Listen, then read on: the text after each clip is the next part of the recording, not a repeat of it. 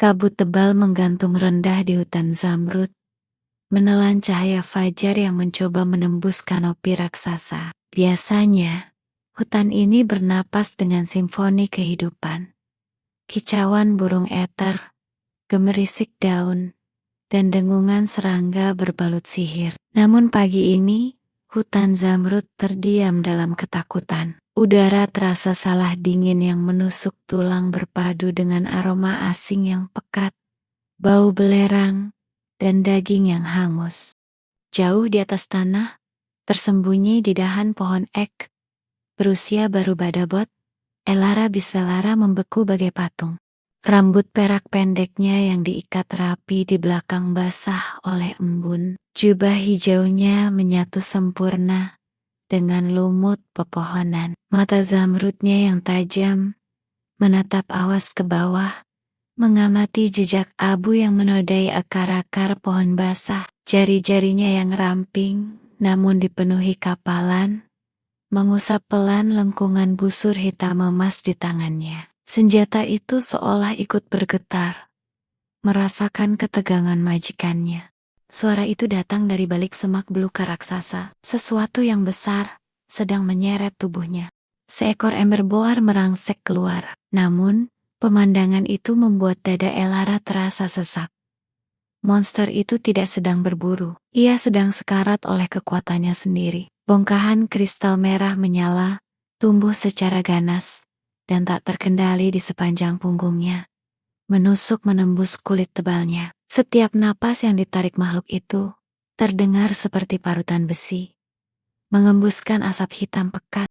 Nalurinya sebagai ranger mengatakan, untuk segera membunuh makhluk itu, sebelum ia membakar hutan. Namun, sifat Elara yang berpikiran terbuka dan empatinya yang dalam, membuatnya ragu. Ia melihat penderitaan di mata merah monster itu. Makhluk ini berasal dari wilayah vulkanik, di selatan ratusan mil dari sini. Sesuatu yang sangat mengerikan pasti telah memaksanya lari sejauh ini.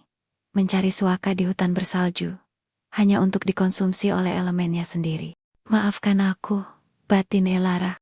Ia bangkit dalam keheningan absolut. Tangannya menarik senar busur hingga menyentuh pipinya. Elara tidak mengincar jantungnya. Ia mengincar pangkal anomali itu. Anak panah hitam melesat, membelah kabut dengan siulan tajam, dan menancap tepat di celah antara tulang belakang dan kristal parasit tersebut. Babi hutan itu meraung kesakitan. Suaranya menggetarkan daun-daun di sekitarnya. Makhluk itu meronta, menabrakkan tubuhnya ke batang pohon secara membabi buta. Elara tidak membuang waktu. Ia terjun bebas dari ketinggian dahan. Di pertengahan udara, angin menyibak jubahnya saat ia mencabut belati perak dari pinggangnya. Bilah perak itu memantulkan sisa cahaya fajar. Dengan presisi mematikan dan kelenturan akrobatik, Elara mendarat di atas punggung monster yang meronta itu, menancapkan belatinya, dan dengan satu putaran kuat, mencongkel kristal raksasa itu, hingga terlepas dari akarnya. Darah hitam muncrat. Babi hutan itu ambruk, napasnya terengah-engah. Namun api yang menyiksanya perlahan padam. Elara melompat turun, mendarat dengan lutut tertekuk. Ia menatap makhluk yang kini terbaring lemah namun damai itu. Alam sedang sakit, bisik Elara, memungut kristal merah yang masih berdenyut panas. Wajahnya tegang, penuh kekhawatiran yang mendalam. Keseimbangan antara naga api dan naga es tidak lagi sekadar mitos usang. Realitanya kini berdarah di hadapannya. Dengan langkah gontai, akibat sisa adrenalin yang menguap, Elara berbalik. Pikirannya dipenuhi ribuan pertanyaan rumit tentang nasib dunianya. Begitu larutnya ia dalam pikiran yang berat. Ia sama sekali tidak memperhatikan jalannya. Ujung sepatu botnya tersangkut akar pohon yang menonjol. Sang ranger mematikan itu jatuh tertelungkup, meluncur di atas lumpur basah, dan berakhir dengan wajah terbenam di tumpukan lumut basah. Keheningan hutan seolah menertawakan transisi dramatisnya. Elara bergeling, menghela napas panjang menatap lenggit-lenggit konopi, membiarkan lumpur menodai pipinya. Terkadang, ia benci betapa tubuhnya seringkali menolak bekerja sama dengan kecepatan pikirannya.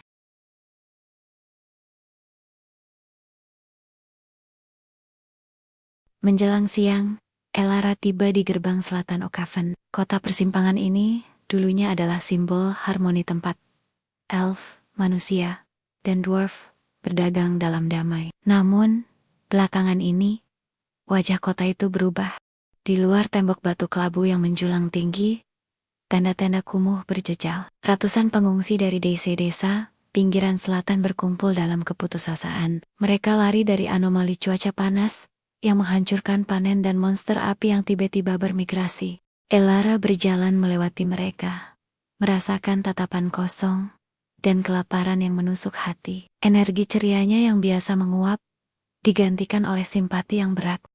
Namun, begitu melewati gerbang utama yang dijaga ketat, pemandangannya bertolak belakang. Jalanan di dalam tembok terbuat dari batu pualam yang bersih. Kereta-kereta kuda bangsawan berlapis emas berlalu lalang. Para pedagang berteriak menawarkan kain sutra dan perhiasan, mengabaikan fakta bahwa tepat di seberang tembok beton setebal 2 meter ini, orang-orang mati kelaparan. Kota ini telah membangun benteng, tidak hanya dari batu, tetapi juga dari empati. Elara membenci ketidaksetaraan ini. Ia mempercepat langkahnya menuju pusat komando penjaga kota di alun-alun. Di undakan marmer, balai kota, ia melihat Kapten Vane, komandan penjaga kota berdarah manusia elf, sedang berdiskusi dengan salah satu anggota dewan kota yang mengenakan jubah sutra mahal. Captain Vane. Menerobos kerumunan pengawal, ia melemparkan kristal api yang ia bungkus dengan kain kulit ke atas meja sang kapten. Kain itu sedikit hangus. Vane menatap kristal itu, lalu menatap Elara dengan pandangan merendahkan. Elara, selalu membuat keributan. Apalagi ini? Hasil buruan yang ingin kau pamerkan. Kapten, ini kutemukan di hutan Zamrud bagian utara. Dari punggung seekor ember boar, monster dari selatan sudah melewati batas wilayah. Hutan mati karena hawa panas yang tidak wajar. Kita harus memperluas patroli, peringatkan desa-desa penebang kayu, dan... Cukup. Kau hanyalah seorang ranger bayaran, Nona Elara. Tugasmu adalah membawa daging dan kulit ke pasar, bukan menyebarkan kepanikan. Elara mengepalkan tangannya. Kepanikan? Dewan membiarkan pengungsi kelaparan di luar tembok, sementara kalian menutup mata bahwa penyebabnya sudah mulai merayap masuk ke wilayah kita. Jika keseimbangan dunia hancur, tembok pualam kalian tidak akan bisa menahan api. Jaga bicaramu, Elf, bentak Kapten Vane, memajukan tubuh besarnya. Oakhven sedang menyambut delegasi dagang dari Perserikatan Dwarf hari ini. Dewan tidak akan menoleransi rumor tentang monster elemen yang lepas kendali. Itu akan menghancurkan nilai saham dan kesepakatan dagang kita. Bawa batu panasmu ini dan pergi dari sini sebelum aku mencabut izin berburumu. Elara menatap mereka dengan rasa jijik yang tak ditutup-tutupi. Pelajaran sosial di Oakhven selalu sama. Kebenaran selalu dikorbankan di atas altar keuntungan politik dan ekonomi. Para pemimpin ini rela membiarkan dunia terbakar, asalkan api itu tidak menyentuh brankas emas mereka hari ini. Tanpa berkata apa-apa lagi, Elara merampas kembali kristal itu. Ia berbalik dan berjalan pergi. Langkahnya panjang dan dihentakkan dengan keras, memancarkan aura permusuhan yang membuat orang-orang di pasar menyingkir dari jalannya. Ia butuh seseorang yang mengerti, seseorang yang membaca tanda-tanda dunia. Bukan hanya membaca angka-angka di buku kas kota. Tujuannya hanya satu. Di sudut jalan berbatu yang paling sepi, berdirilah sebuah toko tua berlantai 2. Rune dan relik. Pikiran Elara masih mendidih oleh amarah terhadap Dewan Kota. Kecewa, marah, dan terlalu fokus pada kristal di tangannya. Ia mendorong pintu toko kayu itu dengan kekuatan penuh. Pintu terbanting keras ke dinding penyangga. Elara melangkah masuk terlalu cepat. Kakinya tersandung karpet tebal di pintu masuk. Tubuhnya oleng ke depan, menabrak sebuah rak tinggi yang berisi gulungan perkamen kuno dan botol-botol tinta sihir. Rak itu miring, bersiap menumpahkan seluruh isinya dan menciptakan bencana di dalam toko sempit tersebut. Di tengah kekacauan itu, amarah dan beban politik di pundak Elara mendadak buyar, digantikan oleh kepanikan murni, seorang gadis ceroboh. Kalinawa, teriaknya sambil memejamkan mata, menunggu suara pecahan kaca yang akan menghancurkan sisa harinya. 1 detik berlalu, 2 detik, Tidak ada suara pecahan. Elara membuka satu matanya perlahan, tepat 2 inci dari ujung hidungnya. Sebuah botol kaca berisi tinta luminesan biru melayang diam di udara. Di sekelilingnya, lusinan gulungan perkamen kuno dan botol-botol rapuh lainnya ikut membeku melawan gravitasi, diselimuti pendaran sihir run hijau pucat yang menenangkan. Dari balik meja konter kayu eknya yang besar, Cellen berdiri dengan satu tangan terangkat. Jari-jarinya membentuk pola run penahan gravitasi. Pemuda itu menghela napas panjang yang terdengar sangat lelah. Namun matanya yang setenang permukaan danau menatap Elara dari balik kacamata bacanya. Dengan satu jentikan jari Cellen, botol-botol dan perkamen itu melayang kembali ke tempatnya masing-masing, di rak dengan rapi. Selamat siang, Elara, sapa Cellen datar, mengusap debu dari rompi kulitnya. Aku lihat kau sedang bereksperimen dengan metode baru untuk menghancurkan tokoku. Menabrak rak buku di hari Selasa, sangat inovatif.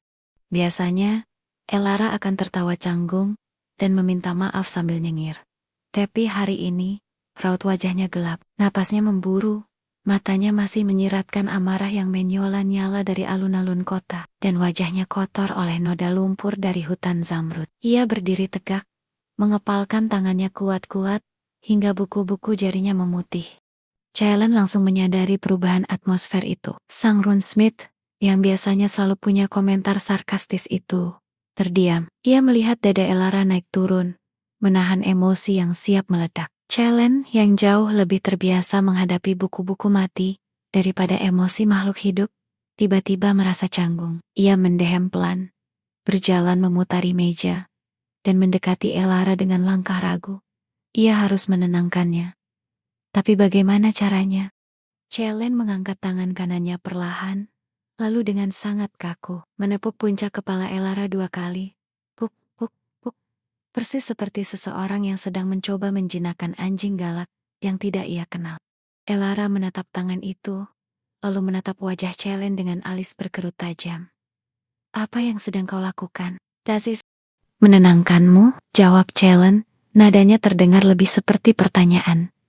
Ia buru-buru menarik tangannya. Buku panduan psikologi ras humanoid karya Sarjana Elrondik menyebutkan bahwa kontak fisik ringan dapat menurunkan tingkat stres hingga 20%. Cellen, potong Elara, suaranya rendah dan mengancam. Kalau kau menyelesaikan kalimat kutipan buku itu, aku bersumpah demi Dondon di hutan zamrud, aku akan memanah koleksi ensiklopediamu. Cellen terdiam. Ia menatap busur hitam Mimas di punggung Elara, lalu menatap ensiklopedia kesayangannya di rak. Keputusannya diambil dalam sepersekian detik. Teh. Aku akan membuat teh chamomile, ucap Cellen cepat. Langsung membalikkan badan, dan melangkah mundur menuju tungku perapian kecil di sudut ruangan. Teh chamomile sangat bagus untuk meredakan dorongan membunuh. Elara menghela napas kasar. Melepaskan sebagian ketegangannya, ia menghempaskan diri ke kursi kayu berlengan di depan meja Cellen. Tangannya merogoh kantong kulit di pinggangnya dan mengeluarkan kristal merah raksasa yang masih berdenyutkan hawa panas. Ia membantingnya ke atas meja kayu dengan suara berdebum keras.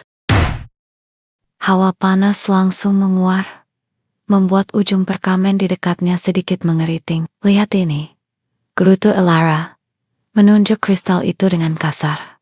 Sebuah ember boak di hutan zamrud utara. Monster itu bahkan tidak menyerangku, Cellen. Ia sedang sekarat, karena elemennya sendiri membakarnya dari dalam. Cellen kembali membawa nampan, berisi 2 cangkir porselen, yang mengepulkan uap wangi bunga dan madu. Ia meletakkan 1 cangkir tepat di depan Elara, memberikan jarak aman dari siku sang elf, agar tidak tersenggol sebelum duduk di seberangnya. Fokusnya kini tertuju sepenuhnya pada kristal yang membara itu. Ia mengeluarkan sebuah lensa berlapis emas, dan mendekatkan wajahnya. Dan coba tebak apa yang dikatakan Kapten Vane dan Dewan Kota yang terhormat saat aku melaporkan ini. Elara melanjutkan keluhannya, mengambil cangkir tehnya dan meminumnya dengan tegukan besar yang sama sekali tidak anggun. Mereka menyuruhku diam. Mereka menyebutku pembuat kepanikan. Mereka sibuk menjilat sepatu bot para pedagang dwarf, sementara di luar tembok, ribuan pengungsi dari selatan mati kelaparan karena ladang mereka hangus. Cellen, tidak langsung menjawab. Jarinya yang terbungkus sarung tangan hitam menelusuri permukaan kristal tanpa menyentuhnya, membaca sisa-sisa run alam yang mengalir di dalamnya. Kau tahu, Celen, suara Elara mulai bergetar. Kombinasi antara rasa frustrasi dan keputusasaan yang tertahan. Sisi cerianya benar-benar hilang saat membicarakan hal ini. Kota ini munafik. Mereka membangun tembok pualam yang tinggi untuk menutupi fakta bahwa dunia di luar sana sedang membusuk. Mereka pikir mereka aman. Mereka pikir uang dari Perserikatan Dwarf bisa menyogok monster atau menghentikan cuaca yang gila. Aku benci melihat orang-orang itu kelaparan di luar gerbang. Sementara di dalam, bangsawan meminum anggur seharga 10 keping emas. Elara, panggil Celen lembut, memecah racaunya. Elara menatapnya. Napasnya masih memburu. Celen menggeser kristal itu ke tengah meja. Wajahnya yang biasa datar kini menyiratkan keseriusan yang muram. Dewan kota mungkin munafik dan buta, tetapi kebutaan mereka tidak akan mengubah fakta alam. Kristal ini, radiasi panasnya bukan sekadar mutasi biasa. Celen berdiri, berjalan menuju sebuah rak yang dipenuhi peta gulung. Ia menarik satu peta benua Etoria yang tampak sangat tua dan membentangkannya di atas meja, menyingkirkan cangkir tehnya. Ia menunjuk ke arah ujung selatan peta. Tempat ilustrasi Gunung Ignis digambar dengan tinta merah. Emberboar adalah makhluk dengan kecerdasan rendah. Mereka tidak bermigrasi melintasi benua tanpa alasan. Jelas Celen. Ia menatap mata Zamrud Elara. Satu-satunya hal yang bisa membuat monster berelemen api lari dari habitat vulkaniknya dan mencari perlindungan ke utara yang dingin adalah jika sumber api mereka sendiri menjadi terlalu panas untuk mereka tanggung. Mata Elara membelalak perlahan. Kemarahannya pada birokrasi kota kini tergantikan oleh kengerian akan sebuah realita yang jauh lebih besar. Maksudmu, Naga Epi? Ignis tidak lagi tertidur pulas potongkalan. Suaranya berat, entah karena sesuatu memprovokasikannya, atau segel di selatan telah melemah. Jika Dewan Kota terus mengabaikan anomali ini demi stabilitas pasar, Celen melirik tajam ke arah kristal merah di atas meja, maka Okeven tidak akan hancur karena krisis ekonomi. Kota ini akan hancur menjadi abu. Keheningan menyelimuti toko run dan relik, aroma teh chamomile yang menenangkan sama sekali tidak mampu meredakan ketegangan yang baru saja tercipta di antara mereka berdua. Dunia Elara yang biasanya berkisar pada berburu, menjual daging, dan mencoba untuk tidak menjatuhkan barang-barang di toko Celen, tiba-tiba terasa sangat rapuh. Dan untuk pertama kalinya hari itu, Elara Bisvelara tidak punya kata-kata untuk membalas.